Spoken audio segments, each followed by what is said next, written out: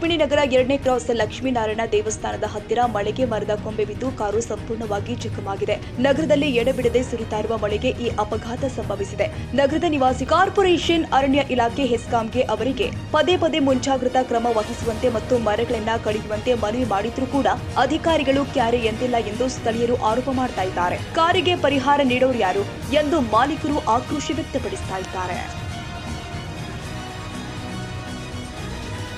ಕನ್ನಡಿಗರ ಮೆಚ್ಚಿನ ನಿಮ್ಮ TV20 ಕನ್ನಡ ವಾಹಿನಿ ಇದೀಗ ಟಿವಿಯಲ್ಲಿ ಲಭ್ಯ.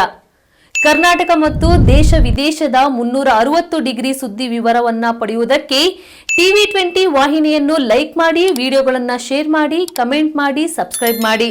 HCN ಕೇಬಲ್ 842 ನಂಬರ್ನಲ್ಲಿ ಹುಕ್ಕೇರಿ ತಾಲೂಕು ಹಾಗೂ ಸಂಕೇಶ್ವರದ ಸುತ್ತಮುತ್ತಲಿನ ಹಳ್ಳಿಗಳಲ್ಲಿ ಲಭ್ಯ. PCN ಕೇಬಲ್ 129 ನಂಬರ್ನಲ್ಲಿ ಹಾರುಗೆರೆ ಸುತ್ತಮುತ್ತಲಿನ ಹಳ್ಳಿಗಳಲ್ಲಿ ಲಭ್ಯ. ರಾಯಬಾಗ್ ಡಿಜಿಟಲ್ ಚಾನೆಲ್ ಕೇಬಲ್ 80ನೇ ನಂಬರ್ನಲ್ಲಿ ರಾಯಬಾಗ ತಾಲೂಕಿನ ಸುತ್ತಮುತ್ತಲಿನ ಹಳ್ಳಿಗಳಲ್ಲಿ ಲಭ್ಯ. UDCN ಕೇಬಲ್ ನೆಟ್ವರ್ಕ್ ಉಗಾರ ಸುತ್ತಮುತ್ತಲಿನ ಹಳ್ಳಿಗಳಲ್ಲಿ ನಿಮ್ಮ TV20 ಕನ್ನಡ ವಾಹಿನಿಯೂ ಲಭ್ಯ.